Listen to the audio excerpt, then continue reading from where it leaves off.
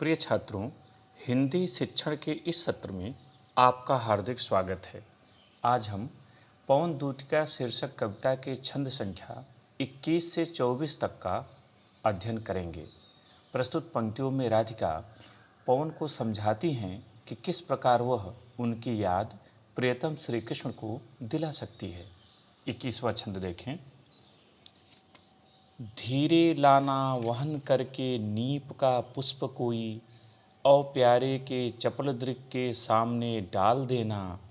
ऐसे देना प्रकट दिखला नित्य आशंकिता हो, कैसी होती विरह वश में नित्य रोमांचिता हूँ। कठिन शब्द देखें। वहन उड़ा कर लाना, नीप कदम। राधिका जी पवन को संबोधित करते हुए कहती, हे पवन, तुम कदम्ब के एक पुष्प को धीरे धीरे वहन करके ढोकर उड़ाकर लाना और प्रियतम श्री कृष्ण के चपल दृक् चंचल नेत्रों के सामने डाल देना। इस प्रकार प्रकट दिखला, प्रत्यक्ष रूप से दिखाना, उन्हें प्रत्यक्ष रूप से दिखाना कि नित्य प्रतिदिन उनके वियोग से आशंकित होकर विरहवश में रोमांचित होती रहती हूँ। 22वां देखें।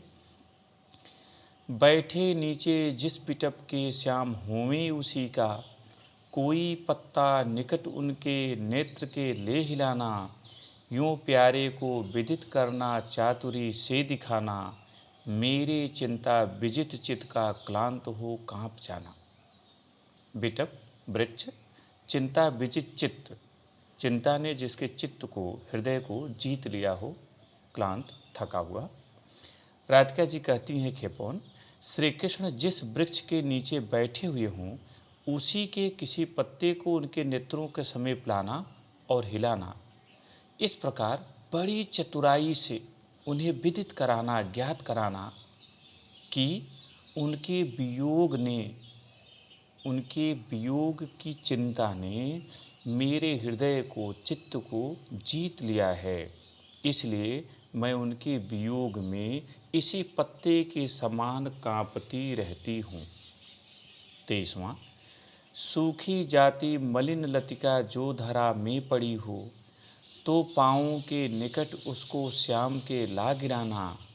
यूँ सीधे से प्रकट करना प्रीति से वंचिता हो, मेरा होना अति मलिन और सूखते नित्य जाना। लतिका लता, मलिन जो स्वच्छ ना हो, प्रीत से वंचिता जो प्रेम से रहित हो। राधिका जी पवन को संबोधित करते हुए कहती है, पवन, यदि कोई सूखी हुई मलिन लता धारा में पड़ी हो तो उसे उड़ाकर लाना और प्रियतम श्री कृष्ण के पाँवों के समीप गिरा देना। इस प्रकार सीधे से प्रकट करना, सीधे से उन्हें बताना कि उनके प्रेम से वंचित होकर मैं भी इसी लता की तरह मलिन पड़ती जा रही हूँ, नित्य प्रतिदिन सूखती जा रही हूँ। 24वां छंद देखें। कोई पत्ता नवल तरु का पीत जो हो रहा हो, तो प्यारे के दृग युगल के सामने लाओ से ही धीरे धीरे संभल रखना और उन्हें यूँ बताना, पीला होना प्रबल दुख से प्रोसिता सा हमारा। नवलतर नवीन वृक्ष, पीत पीला होना, प्रोसिता सा जिसका पति परदेश गया हो। राधिका जी पवन को संबोधित करते हुए कहती हैं, हे पवन, किसी नवीन वृक्ष के पीले पड़ रहे हुए पत्ते को प्रियतम श्री कृष्ण के दोनों नेत्रों के सम्मुख लाना और उसे इस प्रकार संभाल कर रखना कि उनके नेत्रों को दिखाई पड़े, और इस प्रकार उन्हें बताना कि उनके वियोग से दुखी होकर मैं इसी पत्ते की तरह पीली पड़ती जा रही हूँ। प्रश्नोत्तर देखें। पहले छंद संख्या 21 और 22 के लिए संकेत है धीरे लाना से कांप जाना तक। पहला प्रश्न, प्रस्तुत पद्यांश का शीर्षक और कवि का नाम लिखिए।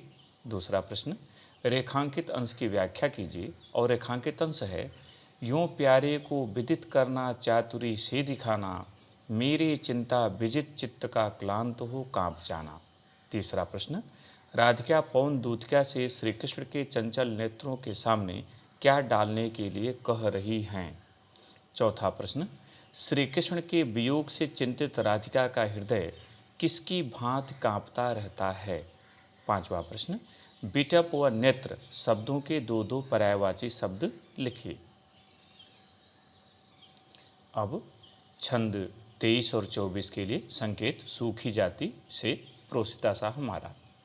पहला प्रश्न, प्रस्तुत पद्यांश का शीर्षक व कवि का नाम लिखिए।